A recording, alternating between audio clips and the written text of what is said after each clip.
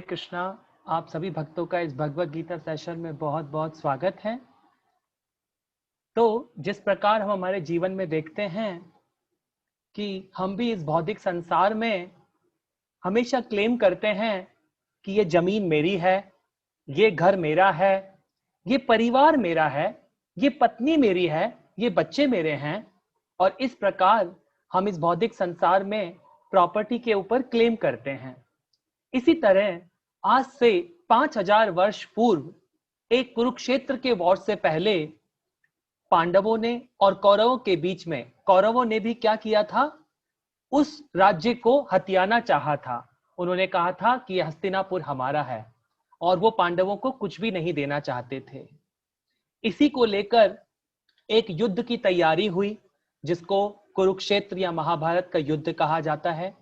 और इस महाभारत के युद्ध में इस भगवत गीता को भीष्म पर्व के 25 से 42 चैप्टर तक 18 टोटल जो इसमें चैप्टर हैं भगवत गीता में हम पढ़ने जाएंगे, उनको भगवान श्री कृष्ण के श्रीमुख से बोला गया। तो आज से 5000 वर्ष पूर्व एक युद्ध हुआ, उसमें इस ज्ञान को बोला गया, तो उसको हमें क्यों पढ़ना है?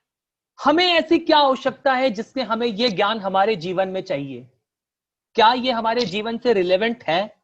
तो आइए आज इन सब प्रश्नों का उत्तर कि हम कौन हैं, इस दुनिया में हम क्यों आते हैं, यह भौतिक संसार भगवान ने क्यों बनाया है, इस भौतिक संसार में हमें आकर क्या करना होता है, हम बूढ़े क्यों होते हैं, क्या हम हमेशा जवान रह सकते हैं, क्या हम मृत्यु को रोक सकते हैं, ये गुरु क्या होता है, और इस संसार में हमें क्या कर्म करने चाहिए। इस प्रकार के हम सभी के मन में बहुत सारे प्रश्न होते हैं। तो इन सभी प्रश्नों के उत्तर भगवत गीता से हमें मिलते हैं कि इस मनुष्य जीवन का मेन उद्देश्य क्या है। और एक ये ऐसा ज्ञान है भगवत गीता जिसको जानकर हम हमारे जीवन में जन्म और मृत्यु से हमेशा के लिए बाहर आ सकते हैं। तो आज हम इस भगवत गीता के इंट्रोडक्शन का अध्ययन करेंगे। और इंट्रोडक्शन प्रारंभ करने से पूर्व हम पहले जो हमारी गुरु परंपरा है, जब हम ये कुछ प्रणाम मंत्र होते हैं, आप भी मेरे साथ इस प्रणाम मंत्र को दोहराइए। नमः विष्णुपादाय कृष्ण प्रेष्ठाय भूतले श्रीमते भक्ति वेदांत स्वामिन इति नामिने नमस्ते सारस्वते देवे गौरवाणी प्रचारिणे निर्विशेषा शून्यवादी पाश्चात्य देशतारिणे जय श्री कृष्ण चैतन्य प्रभु नित्यानंदा श्री अद्वैत गदाधरा श्रीवासादि गौर भक्त वृंदा। हरे कृष्णा कृष्ण कृष्णा हरे हरे, हरे रामा राम रामा हरे हरे। श्री राधा वृंदावन चंद्र की जय, श्री गौर निताय की जय, श्रीला प्रभुपाद की जय। तो इस भगवत गीता का आज हम इंट्रोडक्शन प्रारंभ करने जा रहे हैं। इस भगवत गीता में आप सभी को पता भी है, इसमें टोटल 18 अध्याय हैं और टोटल 700 श्लोक होते हैं। तो इन 18 अध्यायों को हम 30 दिनों में कंप्लीट करने का प्रयास करेंगे। हम इस पूरी भगवत गीता को सेक्शन वाइज समझने का प्रयास करेंगे, जिससे हम इस ज्ञान को हमारे इस जीवन में किस प्रकार उपयोग करना है, उसकी सही उपयोगिता हम कहां कहां जीवन की ऐसी कठिनाइयों में उलझ जाते हैं, उन कठिनाइयों से हम बाहर कैसे निकल पाएंगे। तो ये भगवत गीता हमें एक जीने की कला सिखाती है कि इस मनुष्य जीवन का हमें क्या उपयोग करना है और इसको कैसे जीना है। क्योंकि हम सब के साथ हमारे जीवन में ऐसी कई मुसीबतें आएंगी, ऐसी कई घटनाएं हो जाएंगी। अभी इस कोरोना काल में कई लोग अपने जो हमारे सगे संबंधियों को खोए हैं, इस प्रकार की कई घटनाएं हमारे साथ होंगी। तो उन सब घटनाओं को हम किस प्रकार अपनी, जैसे एक मकान की एक फाउंडेशन स्ट्रांग होती है तो वो मकान कभी गिरता नहीं है, वो बिल्डिंग कभी गिरती नहीं है। इसी प्रकार हमारे जीवन में अगर हमारी फाउंडेशन स्ट्रांग है तो हम किसी भी प्रॉब्लम को, इवन वो बिजनेस की प्रॉब्लम हो, इवन वो परिवार की प्रॉब्लम हो, इवन वो सगे संबंधियों हमारे रिश्तों की प्रॉब्लम हो, किसी भी प्रकार की प्रॉब्लम हो आप उसको रिजॉल्व कर सकते हैं अगर आपको ये भगवान की भगवत गीता का ज्ञान मालूम है। तो आज हम इस भगवत गीता के इंट्रोडक्शन में, जो इंट्रोडक्शन शीला प्रभुपाद जी ने, जब शीला प्रभुपाद जी इंडिया से अमेरिका गए तो प्रभुपाद जी ने यहां पर श्रीमद् भागवतम का फर्स्ट कैंटो पूरा लिख लिया था 3 वॉल्यूम्स में। प्रभुपाद जी ने अपने आप को प्रिपेयर किया कि अब मैं अमेरिका जाकर प्रचार करता हूं। जब प्रभुपाद जी अमेरिका पहुंचे तो शुरू के जो उनके डिसाइपल्स थे वो सारे फॉरेन डिसाइपल्स थे। तो जिस प्रकार प्रभुपाद जी ने इंडिया में जब इस भागवतम को लिख लिया था, प्रभुपाद जी ने अपने इस भागवतम को कई बड़े बड़े मिनिस्टर्स को दिया था, इंडिया के जो समय प्राइम मिनिस्टर थे उनको दिया था, काफी इंपॉर्टेंट लोगों को प्रभुपाद ने, क्योंकि वो भारत में थे, कई लोगों को जानते थे इतने जन्म से, तो उन सबको प्रभुपाद अपनी बुक को दे पाए थे। परंतु जब अमेरिका पहुंचे प्रभुपाद तो उनके सारे जो इनिशियल डिसाइपल्स थे वो सारे इनिशियल डिसाइपल अमेरिकन्स थे। और अमेरिकन भी कैसे, वो सारे हिप्पीज थे, यंग लड़के लड़कियां थे, उनकी उम्र सिर्फ 15 से 25 साल के बीच में थी।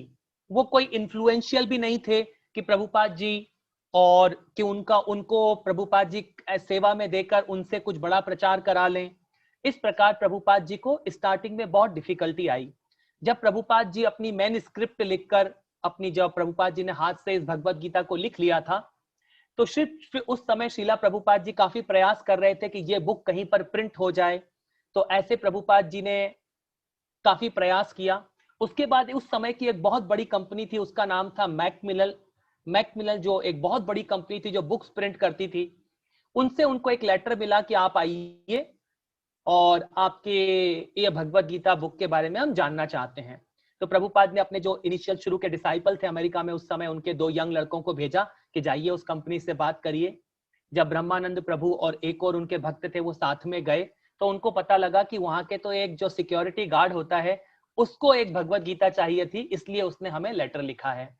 जब प्रभुपाद जी वो उससे निराश होते हैं तो उसी के पीछे से, जब वो उस सिक्योरिटी से बात कर रहे थे, उसी के पीछे से जो उस कंपनी का जो मेन चेयरमैन था वो भी गुजर रहा था।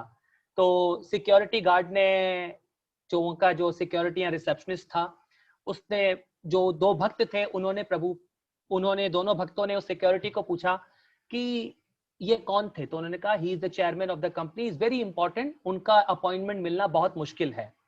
फिर भी उन्होंने किस प्रकार प्रयास किया और कुछ ही मिनटों बाद भगवान की कृपा हुई, वो चेयरमैन अपने कैबिन से निकल के आता है कि आप किसी रिलीजन को फॉलो करते हैं। तो उन्होंने कहा यस, हम एक रियल स्वामी को फॉलो करते हैं। क्या वो बोलते हैं कि आपके स्वामी रियल स्वामी हैं, रियल गुरु हैं? वो बोलता है यस, हमारे गुरु रियल गुरु हैं। तो उन्होंने बोला, चेयरमैन ने आगे होके बोला कि हमने बाइबल के बारे में प्रिंट कर दिया है, कुरान प्रिंट कर दी है, और भी हमने कई लिटरेचर प्रिंट किए हैं, परंतु हमने आज तक कोई हिंदुइज्म के ऊपर कोई बुक प्रिंट नहीं की है। हम चाहते हैं कि हम भगवत गीता प्रिंट करें, क्या आपके स्वामी ने कुछ भगवत गीता के बारे में लिखा है? तो इमीडिएटली ये बहुत उत्साह से ये दोनों डिसाइपल बोलते हैं यस, हमारी भगवत गीता रेडी है, मैन्युस्क्रिप्ट रेडी है। तो उन्होंने किस तरह फिर प्रभुपाद जी ने जो मैन्युस्क्रिप्ट लिखी थी उनको दिखाया। उन्होंने कुछ दिन तक उसको टेस्ट किया और उन्होंने कहा कि आपकी मैन्युस्क्रिप्ट बहुत बड़ी है। और तो फिर प्रभुपाद जी ने कहा ठीक है, और उसके बाद उन्होंने उसमें से कुछ परपोर्ट वगैरह काट दिए और फाइनली फर्स्ट टाइम इस भगवत गीता को पूरे दुनिया में मैकमिलन प्रेस, जो आज भी वर्ल्ड की बहुत इंपॉर्टेंट प्रेस है, उसने इस भगवत गीता को प्रिंट किया अमेरिका में। जब ये उसमें कुछ परपोर्ट नहीं, कुछ श्लोक नहीं थे उस समय, फिर भी दुनिया के कई लोगों ने उसको अप्रिशिएट किया जो प्रभुपाद ने लिखा था उस समय दुनिया में। जब ऐसा हुआ, प्रभुपाद को कुछ फेम मिलने लगा, दुनिया के कोई लोग जानने लगे, फिर प्रभुपाद जी ने कहा मैं अपनी कंप्लीट भगवत गीता प्रिंट करूंगा। फिर प्रभुपाद जी ने अपनी खुद की एक प्रेस लगाई, उसका नाम दिया इस्कॉन प्रेस, बाद में उसका नाम दिया बीबीटी, भक्ति वेदांत ट्रस्ट, जो जहां फिर प्रभुपाद जी ने अपनी फाइनल भगवत गीता, जो अब हम समझेंगे इन 30 दिनों में, उसको प्रभुपाद जी ने प्रॉपर तरीके से with full purport, word to word meaning और ट्रांसलेशन के साथ पूरी दुनिया के सामने उस भगवत गीता को प्रेजेंट किया।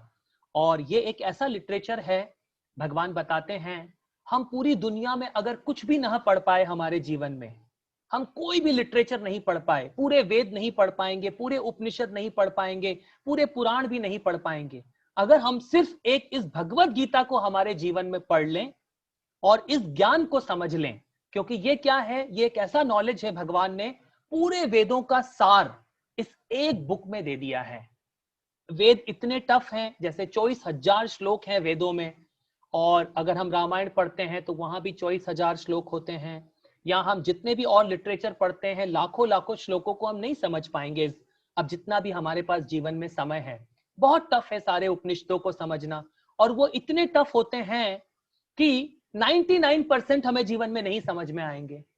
सिर्फ प्रभुपाद जी बोलते हैं, अगर हमने इस एक बुक को, Bhagavad Gita as it is, Bhagavad Gita यथारूप को हमारे जीवन में अगर अच्छे से समझ लिया और अच्छे से हमारे जीवन में हम फॉलो करने लग गए, तो जो हमारे मनुष्य जीवन का जो गोल है हम उसको प्राप्त कर लेंगे।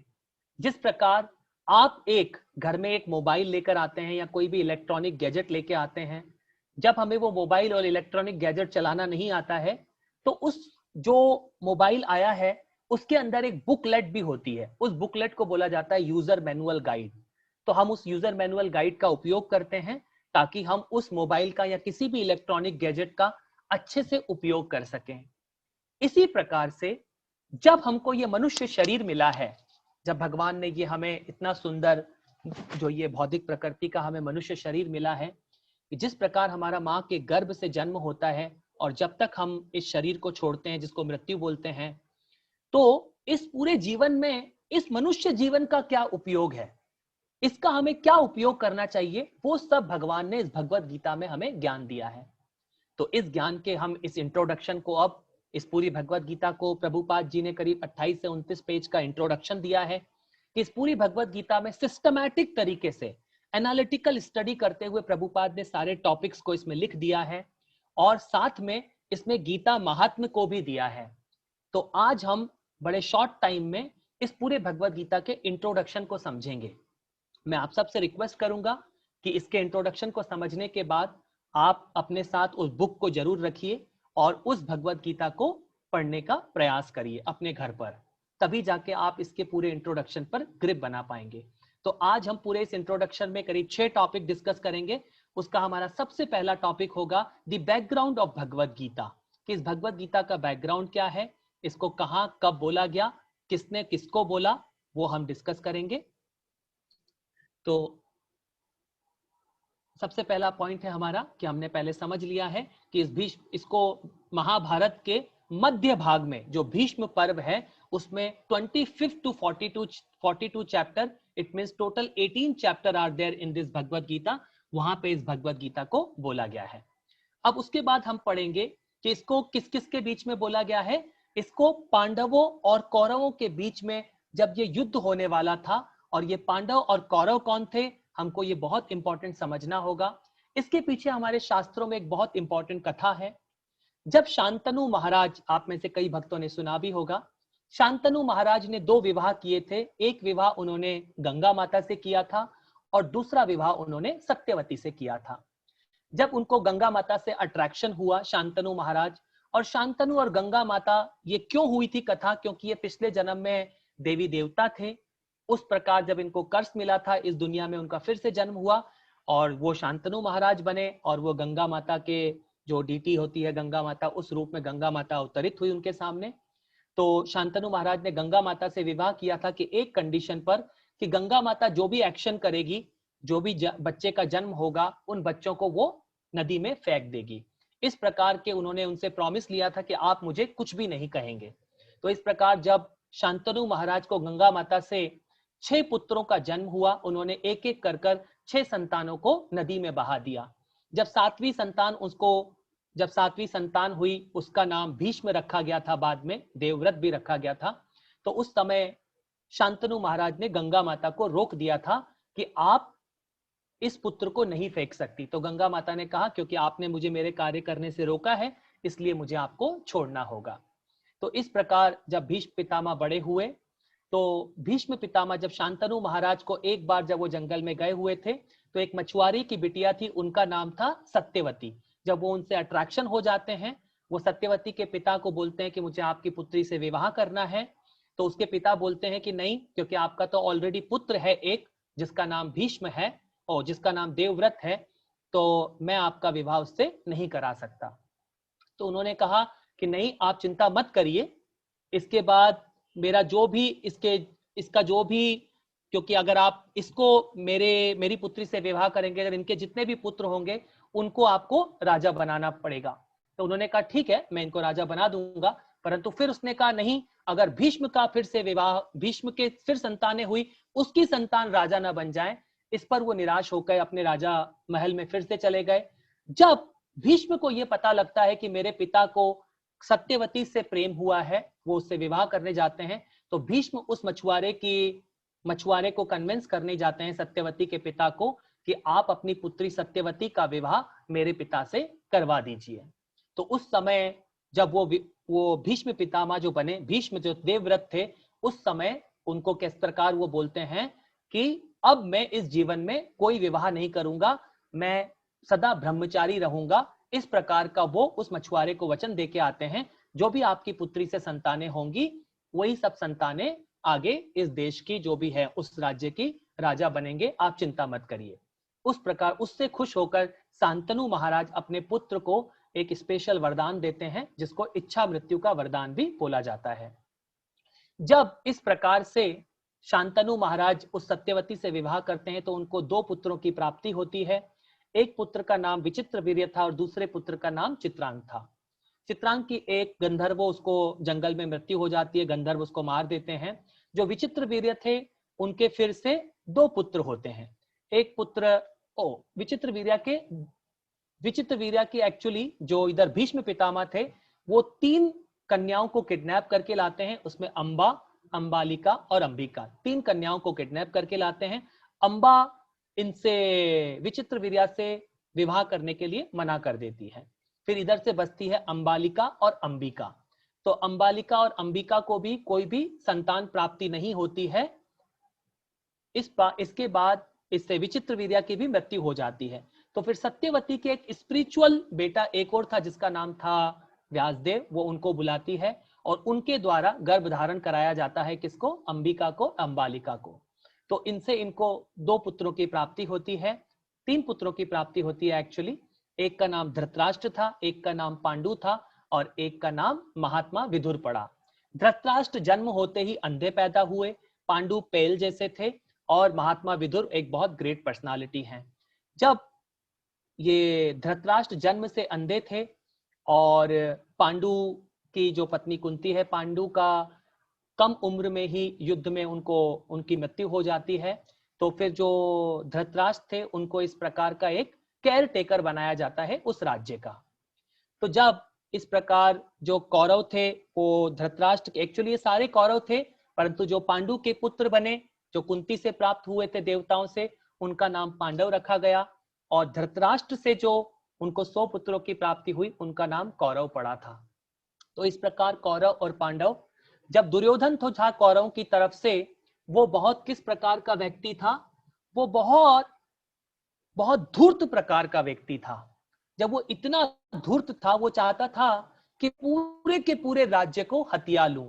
तो उसने कई प्रकार के जतन किए और उसने क्या किया, पांडवों को इस प्रकार बहुत सारे गलत कार्य करके, हम कभी डिटेल में डिस्कस करेंगे उसने किस किस प्रकार के कार्य किए थे।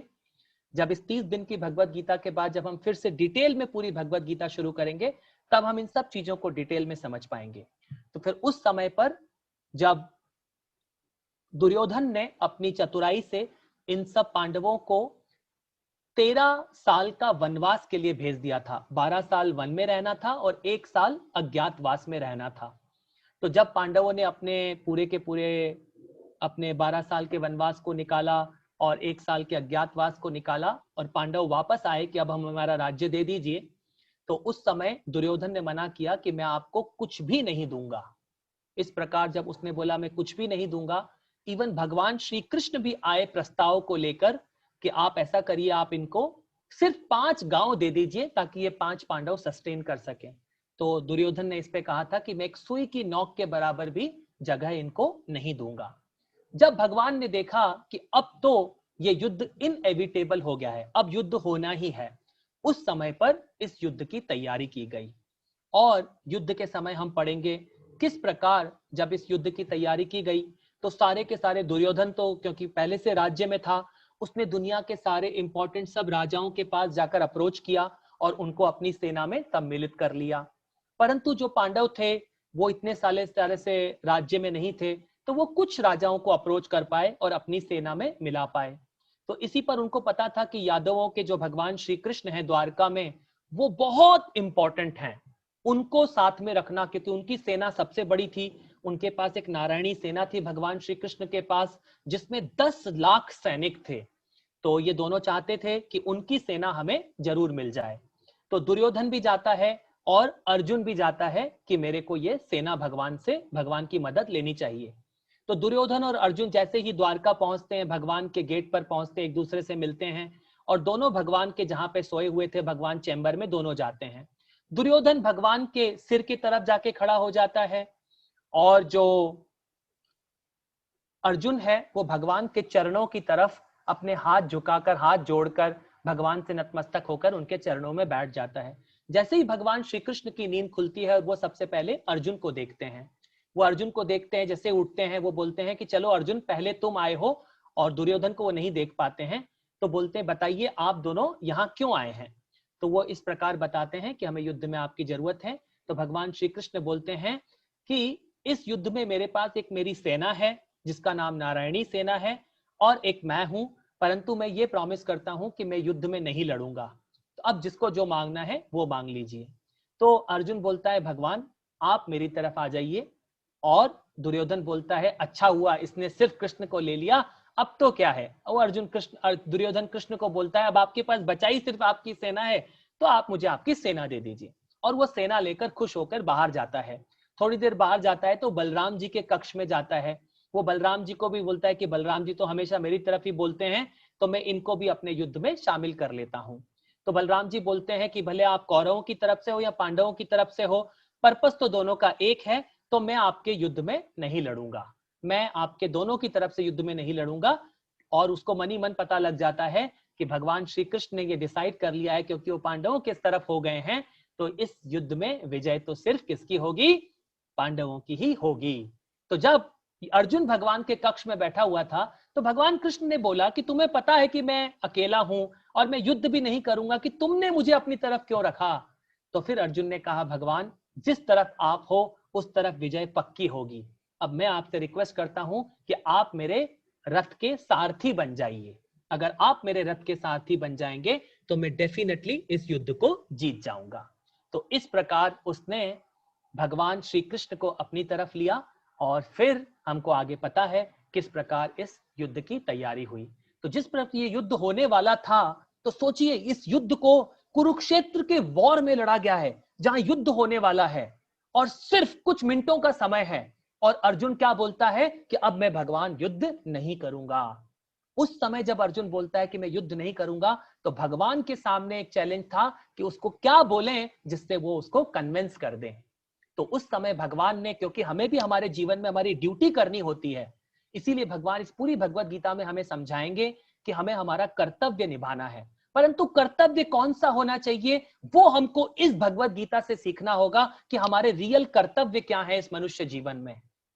क्या हमें ये फॉल्स कर्तव्य जो हम समझ लेते हैं, फॉल्स ड्यूटीज, ये सब हमारे कर्तव्य हैं? क्या यह भगवत गीता से हमारे कर्मों को समझ के फिर हम कर्म करेंगे? तो उस समय भगवान अर्जुन को बोलते हैं मन अनुस्मर युद्ध च, कि तुम्हें मैं ऐसा ज्ञान देता हूं अर्जुन, तुम युद्ध करते समय मेरे को याद करना। उस समय भगवान उसको टोटल प्रिंसिपल भगवत गीता के जो 700 श्लोक हैं उसको ये ज्ञान देते हैं। और फिर उसके बाद ये भगवत गीता का उस समय भगवान उसको सुनाते हैं और अर्जुन उस समय इस ज्ञान को लेकर फिर वो युद्ध करना प्रारंभ करता है। और हमारा नेक्स्ट टॉपिक है इसमें कि भगवान कौन है, हु इज कृष्णा। तो कृष्ण भगवान जो है वो कुंती की तरफ से भी उनका रिश्ता है, हमने कई बार पढ़ा है। तो भगवान श्री कृष्ण के बारे में हम डिटेल में पढ़ेंगे फर्दर, जैसे हमारा भगवत गीता सेशन इन 30 दिनों में चलता रहेगा। हमारा नेक्स्ट टॉपिक है इसमें कौरवास चीट द पांडवास। हमने देखा किस प्रकार कौरव और पांडव में हमने समझ गए कि किस प्रकार कौरवों ने पांडवों को चीट किया और उनको अज्ञातवास में भेजा। और हमको इंपॉर्टेंट प्लेस समझना होगा कि इसमें किस प्रकार पीस प्रपोजल लेके आए भगवान, उसको भी उसने निकाल दिया। और who side does Krishna take in war, तो भगवान से हमने ये कथा को भी समझा। और हाँ, वेरी इंपॉर्टेंट थिंग, ये भगवत गीता क्या है? तो भगवत गीता ये एक ऐसा सॉन्ग है जिसको भगवान श्री कृष्ण ने अपने श्रीमुख से बोला है, ताकि हम इस भगवत गीता ज्ञान को अच्छे से समझ सके। तो इस पूरे भगवत गीता में जब प्रभुपाद जी ने इसको सिस्टमैटिक तरीके से समझाया है, तो इस भगवत गीता में टोटल हम 5 सब्जेक्ट पढ़ते हैं। टोटल 5 सब्जेक्ट हैं इस भगवत गीता में जिनका हमको अध्ययन करना होता है।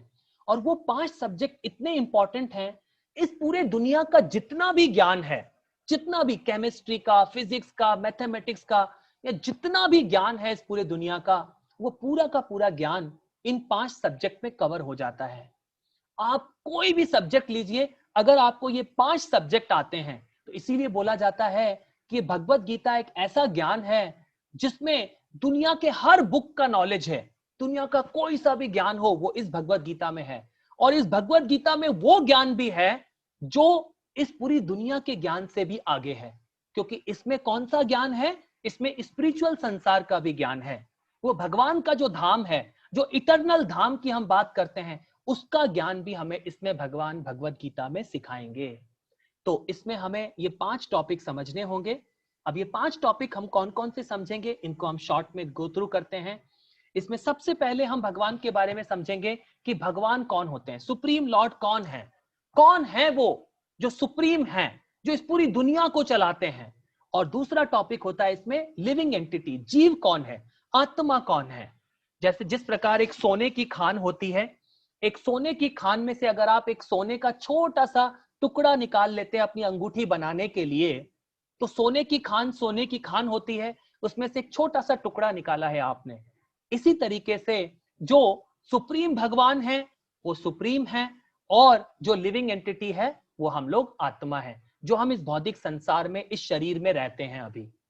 तो हम इसके बारे में डिटेल में पढ़ेंगे कि भगवान कौन होते हैं, भगवान कहाँ रहते हैं, हम उनको भगवान क्यों बोलते हैं, देवी देवता क्या होते हैं, भगवान की पोजीशन क्यों भगवान है, ऐसा क्या है भगवान में। उसके हमने डिटेल में हम लोग इस भगवत गीता के फर्दर अध्ययन में हम भगवान के बारे में समझेंगे कि भगवान की एक पाराशर मुनि ने एक बहुत इंपॉर्टेंट डेफिनेशन दी है जिसको बोला जाता है षड ऐश्वर्य पूर्णस्य। उसका मतलब होता है अगर ऐसी 6 चीजें जो जिसमें अनलिमिटेड क्वांटिटी में हो, that person can be called as Bhagwan. तो हम भगवान के बारे में पढ़ेंगे कि सुप्रीम भगवान क्यों बोला गया है। तो उसमें कौन कौन सा होता है? सबसे पहला होता है नॉलेज, जिसके पास अनलिमिटेड ज्ञान हो। दूसरा होता है रिनंसिएशन, जिन्होंने वैराग्य अनलिमिटेड वे में दिखाया हो। तीसरा होता है स्ट्रेंथ, जिसमें अनलिमिटेड ताकत हो, जो सबसे ज्यादा दुनिया में सुंदर हो, सबसे ज्यादा जिनका फेम हो, और दुनिया में सबसे रिच हो वो आदमी। जैसे इस देश के सबसे रिच धनी व्यक्ति हैं मुकेश अंबानी, वो भी ये नहीं कह सकते कि मेरा जो धन है वो अनलिमिटेड है, परंतु भगवान इस पूरे भगवत गीता में और फर्दर क्लेम करते हैं कि जो भगवान हैं वो हर चीज में अनलिमिटेड हैं। उस पर्सन को हम भगवान कह सकते हैं। तो अब भगवान किसको बोले, हम इस भगवत गीता में हम इस टॉपिक को ध्यान से समझेंगे। हम नेक्स्ट 30 दिनों में जिस भगवत गीता में जिस प्रकार सिस्टमैटिक तरीके से हम इन टॉपिक्स को समझते जाएंगे। दूसरा टॉपिक होता है लिविंग एंटिटी। ये आत्मा क्या होती है, जो इस पूरे शरीर के अंदर है। हमारा शरीर कॉन्शियस है, आप इस शरीर को कहीं से भी टच करिए आपको फील होता है। अगर इस शरीर में अभी आत्मा नहीं होती तो ये शरीर रुक जाता है। जैसे कि अभी हमारे सामने मान लीजिए एक पति और पत्नी हैं, पूरे जीवन भर साथ रहे हैं, और सडनली एक दिन पता लगता है या तो पति की या पत्नी की आत्मा निकल जाती है। पूरे जीवन भर एक दूसरे से प्यार किया, एक दूसरे से बहुत सारे रिलेशन निभाते हैं हम, और सडनली क्या बोलते हैं हम, इसको आग में जला दिया जाए। सडनली जैसे ही आत्मा उस शरीर से निकलती है तो वो शरीर नहीं चलता है। तो वो आत्मा क्या होती है, कहां से आती है इस दुनिया में, क्यों इस बार बार इस जन्म मृत्यु के चक्र को हम बोलते रहते हैं। अगर हम अपने आप को प्यूरिफाई नहीं करेंगे तो हम इस जन्म मृत्यु जरा व्याधि, birth death old age and disease के चक्र में हमारा ये ट्रांसमाइग्रेशन होता रहेगा। ये बार बार हम किसी न किसी योनि में जाते रहते हैं। तो कौन होती है आत्मा, आत्मा का क्या साइज होता है जो कि हमें इन आंखों से नहीं दिखता। आत्मा को ऐसा क्यों बोला जाता है कि ना आत्मा को किसी से काटा जा सकता है, ना आत्मा को जलाया जा सकता है, ना आत्मा को पानी में भिगोया जा सकता है, ना आत्मा को हवा में उड़ाया जा सकता है। तो कौन है वो आत्मा, क्या होती है वो आत्मा, क्या होते हैं आत्मा के कैरेक्टरिस्टिक, तो इस टॉपिक को भी हम इस भगवत गीता में डिटेल में समझेंगे। तीसरा टॉपिक इस पूरे भगवत गीता में डिस्कस किया गया है जिसको बोला जाता है नेचर। ये प्रकृति क्या होती है, ये शरीर भी हमारा प्रकृति से बना है, ये पूरा जो ये शरीर है ये प्रकृति से बना होता है। तो ये प्रकृति टोटल इसमें 24 एलिमेंट हैं। तो ये भगवान की सुप्रीम डॉक्टर है, भगवान सुप्रीम इंजीनियर है भगवान। उन्होंने इस 24 मिट्टी के तत्वों को उठाया और इसके अंदर एक स्पिरिचुअल तत्व जिसको आत्मा, और खुद ऐसे परमात्मा रूप में आ गए और इसको मिला दिया और ये इंसान का शरीर बन गया। इस प्रकार भगवान ने 84 लाख योनियां इस प्रकृति के जो 24 तत्व हैं उनको मिलाकर किस प्रकार भगवान ने ये पूरा का पूरा ये जो मटेरियल वर्ल्ड है उसको किस प्रकार क्रिएट किया है, ये भौतिक संसार किस प्रकार बना है, किस प्रकार ये आगे चलता है, उसका पूरा ज्ञान हम इस प्रकृति के टॉपिक में पढ़ेंगे।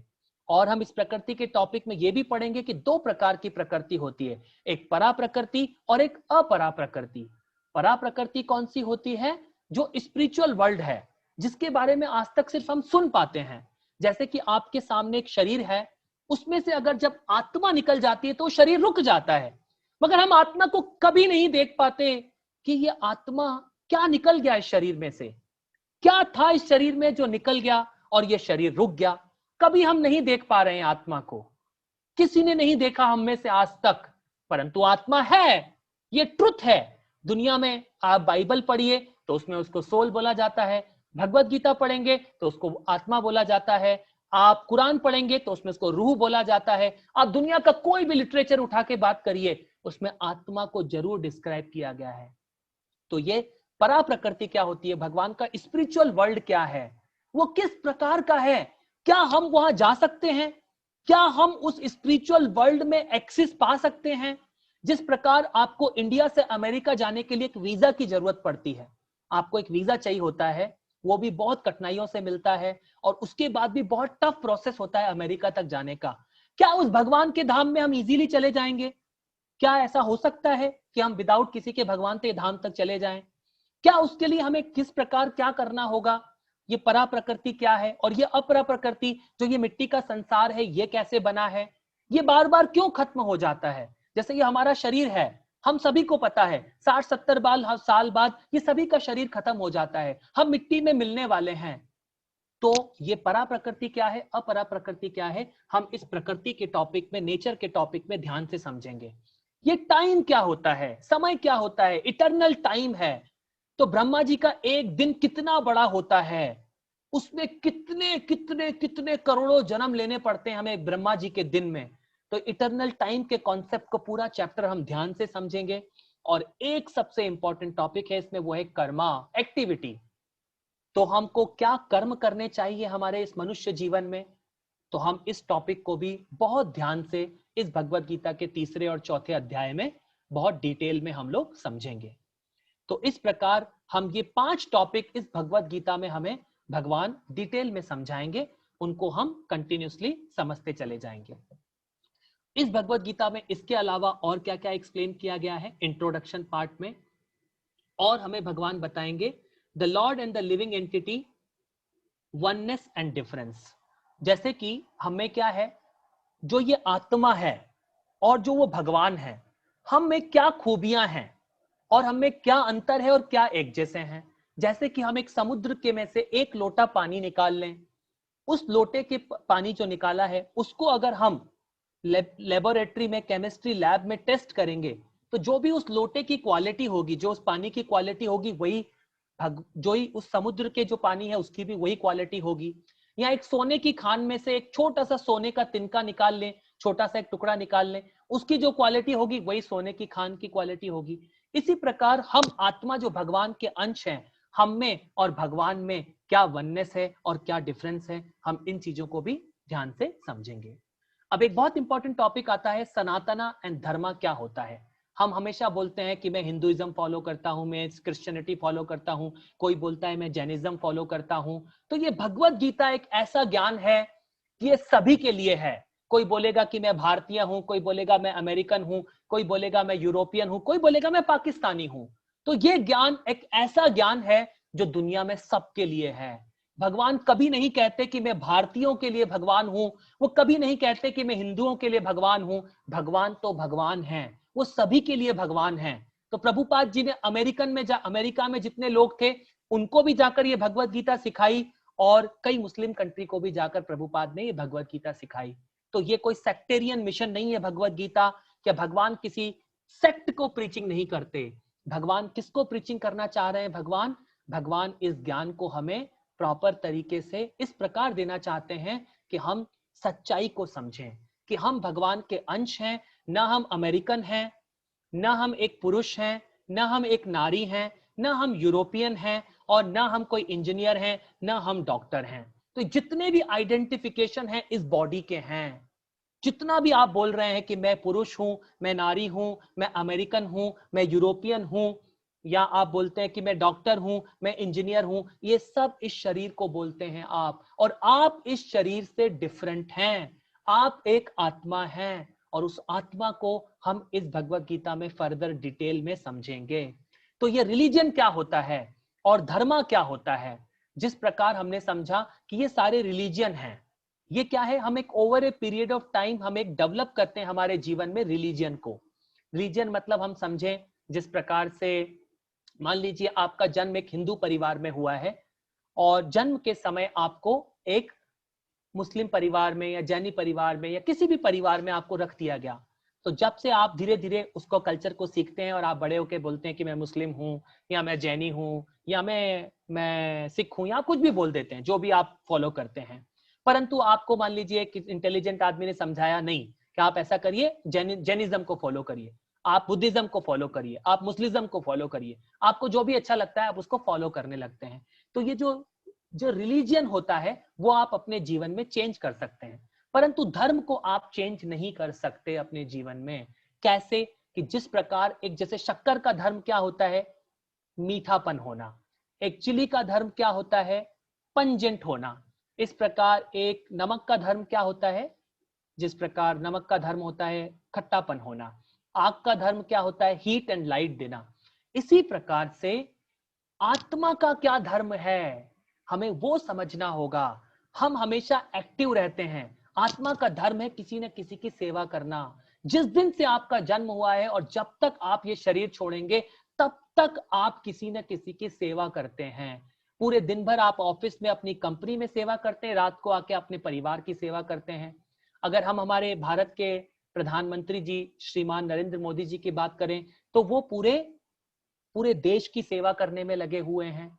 हम हमारे देश के सबसे रिच व्यक्ति जो श्रीमान मुकेश अंबानी जी हैं उनकी बात करें तो वो रिलायंस की सेवा कर रहे हैं। इस प्रकार आप किसका भी नाम लीजिए दुनिया में, वो किसी न किसी, आप अपने परिवार में पूरे दिन किसी न किसी की सेवा कर रहे हैं। तो आत्मा का क्या धर्म है? किसी न किसी की सेवा करना। तो धर्म को आप चेंज नहीं कर सकते। आत्मा का धर्म क्या है वो हम रियलिटी में समझेंगे, जिसको आप कभी चेंज नहीं कर सकते। तो हम इस धर्म के इस टॉपिक को भी, जो सनातन धर्म है, इसमें प्रभुपाद जी ने इस इंट्रोडक्शन में बहुत अच्छे से एक्सप्लेन किया है। मैं आपसे रिक्वेस्ट करूंगा आप इसको ध्यान से पढ़िएगा कि हमारा इटर्नल रिलीजन क्या है, हमारा रियल धर्म क्या है, हमारा एज ए आत्मा। क्योंकि ना हमने अभी समझा है कि हम ये शरीर नहीं हैं। अगर हम ये शरीर नहीं है तो हम क्या हैं? तो हमें इस चीज को ध्यान से समझना होगा। इसके बाद इंपॉर्टेंट पॉइंट आता है attaining the Sanatan state of perfection. तो हम किस प्रकार वो जो हमारा सनातन, क्योंकि हम क्या हैं? इटर्नल हैं। हम इटर्नल हैं क्योंकि ये शरीर चेंज हो रहा है, आत्मा कभी चेंज नहीं हो रही है। तो हम इसको समझेंगे, आत्मा तो कभी चेंज नहीं हो रही है। तो क्या हम भी ऐसी जगह जा सकते हैं? क्या ये हमें वहां का वीजा मिल सकता है उस परफेक्ट प्लेस का? क्योंकि इस दुनिया में तीन ही चीजें सनातन है। एक आप सनातन हो एज ए आत्मा, एक वो भगवान का धाम सनातन है, और एक वो भगवान भी सनातन है। तो उसको हम लोग इस चीज को भी ध्यान से समझेंगे। और अगला टॉपिक आएगा इसमें, Bhagavad Gita meant for terminating the miseries. क्या हम पूरे के पूरे इससे हमारे दुखों को मिटा सकते हैं? तो इसके इंट्रोडक्शन में प्रभुपाद ने बहुत अच्छे से एक्सप्लेन किया है। जिस प्रकार हमारे सामने अभी ये कोरोना खड़ा हो गया है आकर, तो इस प्रकार हमारे जीवन में तीन प्रकार की मिजरीज होती हैं, आध्यात्मिक क्लेशा, आदि बौद्धिक क्लेशा और आदि दैविक क्लेशा। तो इन तीन प्रकार की मिजरीज को भी इसमें ध्यान से एक्सप्लेन किया गया है। तो हम उसको भी समझेंगे। और इस पूरी भगवत गीता में हमने समझा है कि टोटल 18 चैप्टर हैं। उसमें जो फर्स्ट 6 चैप्टर हैं उसमें भगवान ने एक्सप्लेन किया है कि living entity is spirit soul capable to self realisation by different types of yoga. तो पहले 6 चैप्टर में हम एक्चुअली इसको बोला जाता है कर्म योगा। जो हम फर्स्ट 6 चैप्टर समझेंगे 1 से 6 तक, उसमें हम कर्म योग के बारे में डिटेल में पढ़ेंगे कि क्या समझेंगे हम उसमें कि living entity is a spirit soul capable self realisation of different types of yoga. हम किस प्रकार किस किस योगा को कर सकते हैं और आत्मा क्या क्या कैपेबल होती है। तो सबसे इंपॉर्टेंट हम जो योगा समझेंगे उसमें वो भक्ति योग होता है, उसको हम डिटेल में समझेंगे। तो फर्स्ट 6 चैप्टर हमें क्या समझाएंगे, भगवान हमें कर्म योग के बारे में समझाएंगे। उसके बाद जो मिडिल 6 चैप्टर होते हैं, चैप्टर 7 टू चैप्टर 12 में हम प्योर डिवोशनल सर्विस के बारे में समझेंगे। प्योर डिवोशनल सर्विस होती है भगवान की प्योर भक्ति। डिवोशनल सर्विस का मतलब होता है कि एक आत्मा और एक भगवान के बीच में जो रिलेशन रहता है उसमें आप कैसे सेवा करते हैं। जैसे इस भौतिक दुनिया में भी एक माँ और पुत्र के बीच में एक रिलेशन होता है। माँ इतनी तकलीफों से एक पुत्र को या एक शिशु को जन्म देती है और उसको पूरे जीवन पालती है, उसको पूरे जीवन संभालती है, करेक्ट। तो जब हमने ये समझा और फिर भी वो क्या करती है, पूरे जीवन भर उसकी सेवा करती है, तो उसके बीच क्या रस होता है, उसको बोला जाता है वात्सल्य रस। तो इसी प्रकार हम जीवों का भी भगवान के साथ क्या रिलेशन है, हम उसको भी डिटेल में समझेंगे। और इसके हम लोग जो ये 6 चैप्टर हैं, chapter number 7 to chapter number 12, ये बहुत इंपॉर्टेंट है। इसमें हम लोग भक्ति योग के बारे में समझेंगे कि ये भक्ति योग क्या होता है। तो हम इस जो ये 6 चैप्टर होते हैं, मिडिल 6 चैप्टर लाइक जैसे कि एक सैंडविच होता है, उसमें ऊपर भी ब्रेड होती है, नीचे भी ब्रेड होती है, और बीच में जो हम चीज पनीर का या पनीर का जो भी हम सैंडविच या जो भी खाते हैं बर्गर, उसके बीच में रियल मसाला होता है। ऐसे ही इस पूरे भगवत गीता में भी जो ये चैप्टर मिडिल चैप्टर होते हैं, ये इसमें हमें भगवान के बारे में समझने को मिलता है, chapter number 7 to chapter number 12। इसके बाद हम पढ़ेंगे chapter number 13 to chapter number 18। इसमें हम ज्ञान योग के बारे में समझेंगे। हम इसमें जो प्रकृति के 3 गुण हैं उनके बारे में समझेंगे। हम इसमें बहुत इंपॉर्टेंट टॉपिक्स होते हैं, chapter number 13 to chapter number 18 हम इसको समझेंगे जब हम ये भगवत गीता को आगे कंटिन्यू करेंगे। इसके बाद आता है कि जितने भी ये वैदिक लिटरेचर हैं, हमने आज जितनी भी चर्चा की है, ये जितने भी 4 वेदास होते हैं, हमने पुराणास के बारे में सुना है, हमने उपनिषद के बारे में सुना है, तो ये सारे वैदिक लिटरेचर क्या होते हैं, किस प्रकार के होते हैं। तो इसमें हमें पता लगता है कि वैदिक लिटरेचर 2 प्रकार के होते हैं। एक होते हैं श्रुति और एक होता है स्मृति। श्रुति क्या होता है, स्मृति क्या होता है, हम शॉर्ट में समझते हैं। श्रुति जिस प्रकार भगवान श्री कृष्ण ने ये ज्ञान सबसे पहले ब्रह्मा जी को किस प्रकार दिया था, ब्रह्मा जी के हृदय में दिया था। तो वो किस प्रकार दिया भगवान ने, सिर्फ भगवान ने अपने ब्रह्मा जी के हृदय में उस ज्ञान को बोल दिया, तो श्रुति, उन्होंने उसको ज्ञान को सुन लिया। और एक होता है स्मृति, उसी ज्ञान को रिमेंबर रखा गया और बाद में उसको किसी और तक पहुंचाया गया, तो इसको स्मृति वैदिक लिटरेचर बोला जाता है। तो अब इसमें भी बहुत सारे टाइप्स होते हैं। व्हाट इज श्रुति, हमने जस्ट अभी समझा है कि श्रुति किस प्रकार होती है, विच इज हर्ड। तो भगवान श्री कृष्ण ने पहले कौन सा ज्ञान दिया था, सारे के सारे वेद दिए थे। तो उसमें 4 प्रकार के वेदों का ज्ञान हम सभी को है। हमने 4 प्रकार के वेदों के बारे में सुना भी है, सामवेद, यजुर्वेद, अथर्ववेद और ऋग्वेद। पहले एक्चुअली ये एक वेद था, उन एक वेद को 4 भागों में डिवाइड किया गया, जो ये सारा कार्य वेद व्यास जी ने किया। तो इस प्रकार हम लोग थोड़ा सा ज्ञान हमें पता होना चाहिए कि भगवत गीता क्या है अल्टीमेटली। तो अभी हम समझ लेंगे, लास्ट में इसका कंक्लूजन है कि भगवत गीता क्या है। और व्हाट इज स्मृति, स्मृति होती है व्हाट इज रिमेंबर्ड नॉलेज। जैसे कई साधु पुराण ये सब जो हमारे ग्रेट ऋषि मुनि होते थे, वो सिर्फ उस नॉलेज को रिमेंबर कर जाते थे, स्मृति में रखते थे। तो उन सबको क्या बोला जाता है, स्मृति बोला जाता है। उसमें कौन कौन से आते हैं, इतिहास एंड पुराणास, जितने भी हमारे इतिहासास हैं और हमारे बहुत सारे पुराण हैं, वो सारा ज्ञान स्मृति में काउंट होता है। और स्मृति में क्या होता है, श्रुति में, श्रुति को फिर से 4 प्रकार की श्रुतियां होती हैं। उसमें हमने पढ़ा था कि संहिता होती है, ब्रह्मण्यास होता है, अरण्यकास होता है और उपनिषद होते हैं। ये सब कैसे लिटरेचर हैं? श्रुति लिटरेचर हैं। और संहितास, इनकी फिर डिटेल में संहितास में क्या क्या होता है हम इसको डिटेल में कभी समझ सकते हैं, कभी इसके लिए हमें सेशन रखना होगा। संहितास क्या होता है, ब्रह्मण्यास क्या होता है, और अरण्यकास क्या होता है, और उपनिषद क्या होते हैं। इनके भी बहुत सारे भाग होते हैं। फिर उपनिषद कितने प्रकार के, 108 प्रकार के उपनिषद हैं, तो इनके भी बहुत सारी फिर फर्दर डिटेल होती है। और स्मृति में 6 प्रकार की स्मृतियां होती हैं।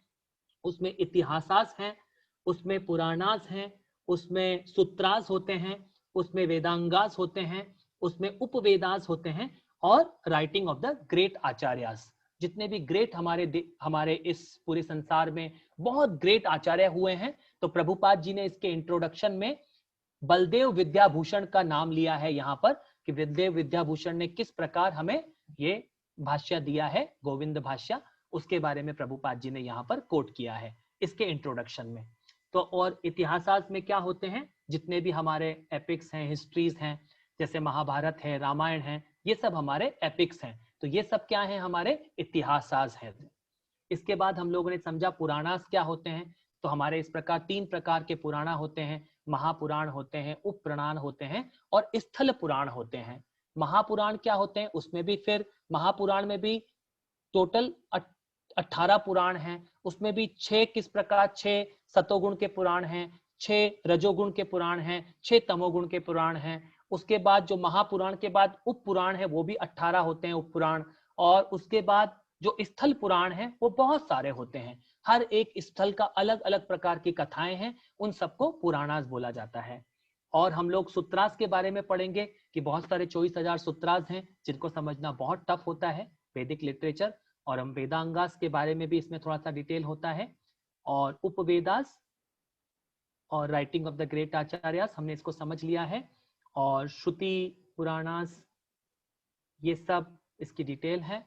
तो इस प्रकार आज हमने भगवत गीता के इंट्रोडक्शन को समझा है। अब कल से हम फर्स्ट चैप्टर से इसको डिटेल में शुरू करेंगे। हम प्रतिदिन प्रयास करेंगे कि हम 2 दिन में एक चैप्टर खत्म करने का प्रयास करेंगे। कोई जो छोटे चैप्टर हैं उसको हम 1 दिन में खत्म करने का प्रयास करेंगे। तो मैं आप सबसे रिक्वेस्ट करूंगा कि आप प्रतिदिन बने रहिए। इससे इस 30 दिनों में जब आप इस पूरी भगवत गीता को समझ लेंगे डिटेल में, तो एटलीस्ट आपके माइंड में जितने भी कंफ्यूजन हैं, जितने भी प्रश्न हैं, उनके कई प्रश्नों के उत्तर आपको मिल जाएंगे। उसके बाद हम फिर से एक बार भगवत गीता को डिटेल में पढ़ने का प्रयास करेंगे, जिन भी भक्तों के पास समय होगा। तो मैं आप सबसे अब रिक्वेस्ट करता हूं कि हम प्रतिदिन, क्योंकि हम इस भगवत गीता के ज्ञान को समझ रहे हैं, और अगर आपका कोई भी प्रश्न है तो मैं आपसे रिक्वेस्ट करूंगा कि आप अपने प्रश्नों को पूछ सकते हैं। आप सभी भक्तों का बहुत बहुत धन्यवाद कि आपने इतना समय दिया इस भगवत गीता ज्ञान को समझने के लिए। आज हमने भगवत गीता का इंट्रोडक्शन खत्म किया है, और कल से हम इसको सिस्टमैटिक तरीके से चैप्टर 1 से शुरू करेंगे। आप सभी साथ में बने रहिए, और आप अपने मित्रों को, अपने परिवारजनों को साथ में जोड़ सकते हैं। अगर किसी का कोई प्रश्न है तो अब आप पूछ सकते हैं। आप अपने आप को अनम्यूट कर लीजिए। भी एक व्यक्ति पहले अनम्यूट करके प्रश्न पूछ कि वैदिक लिटरेचर क्या होते हैं, जिसमें हमने डिस्कस किया श्रुति और स्मृति। तो भगवत गीता को श्रुति भी बोला जाता है और भगवत गीता को स्मृति भी बोला जाता है, क्योंकि भगवत गीता को भगवान ने अपने मुख से किसको सुनाया, अर्जुन को सुनाया, और उसने उसको रिमेंबर करके आगे पास किया। तो ऐसा बोला जाता है भगवत गीता श्रुति भी है और स्मृति भी है। ऐसा क्यों बोला जाता है? क्योंकि ये क्या है, महाभारत का एक पार्ट भी है, क्योंकि ये महाभारत के बीच में आता है, और ये एक तरह का उपनिषद भी है। क्योंकि भगवत गीता में जब हम इसको, आप इंट्रोडक्शन को पढ़ेंगे, इस पूरे भगवत गीता के इंट्रोडक्शन को घर पे, तो इसके लास्ट में गीता महात्म के 7 श्लोक आते हैं। जब आप डिटेल में पढ़ेंगे इस पूरे इंट्रोडक्शन को, उसमें गीता महात्म के 7 श्लोक आते हैं। उसमें एक बहुत इंपॉर्टेंट श्लोक है, उसमें भगवान ने बोला है, सर्वो उपनिषदो गावो दुग्ध गोपाल नंदना पार्थो वत्स सुधीर भोक्ता दुग्ध गीतामृत महम। ये 6ठे नंबर का श्लोक है, जो गीता महात्म के 7 श्लोक हैं, उसमें ये 6 नंबर का श्लोक है इस भगवत गीता के इंट्रोडक्शन में। तो इसका मीनिंग बोलते हैं, यह गीतोपनिषद, क्या बोला गया है? गीता को उपनिषद भी बोला गया है। क्यों बोला गया है? क्योंकि पूरे के पूरे उपनिषदों का सार है ये भगवत गीता। ये जो हम भगवत गीता पढ़ेंगे पूरे 30 दिन, ये पूरों का निचोड़ है। यहां पे भगवान ने ये क्या श्लोक बोला है? यह गीतोपनिषद भगवत गीता जो समस्त उपनिषदों का सार है, गाय के तुल्य है। देखिए इसकी तुलना किससे की गई है? यह गाय के तुल्य है और ग्वाल बाल के रूप में विख्यात भगवान श्री कृष्ण इस गाय को दूह रहे हैं। अर्जुन बछड़े के समान है और सारे विद्वान तथा शुद्ध भक्त भगवत गीता के अमृतमय दूध का पान करने वाले हैं। तो ये गीता महात्म्य का 6 नंबर का श्लोक है। इसीलिए हमें इस गीता महात्म्य के 7 श्लोकों को आप पढ़िएगा, उसका ग्रेट मीनिंग है। इससे ये प्रूव होता है कि जो ये भगवत गीता हम लोग लिटरेचर पढ़ने जा रहे हैं, ये श्रुति भी है और ये स्मृति भी है। तो ये दोनों में काउंट होता है। ये जो हमने आज समझा है पूरा भगवत गीता को डिटेल में, तो मैं आप सबसे रिक्वेस्ट करूंगा आप साथ में बने रहिए और घर में साथ में पढ़ते भी रहिए। अगर आप पढ़ेंगे नहीं तो आपको इसका कंटिन्यूशन पता नहीं लगेगा कि भगवत गीता में कंटिन्यूशन में क्या हो रहा है। तो आप साथ में भगवत गीता की बुक को रखिए, हर श्लोक बाय श्लोक कल से मार्क करिए।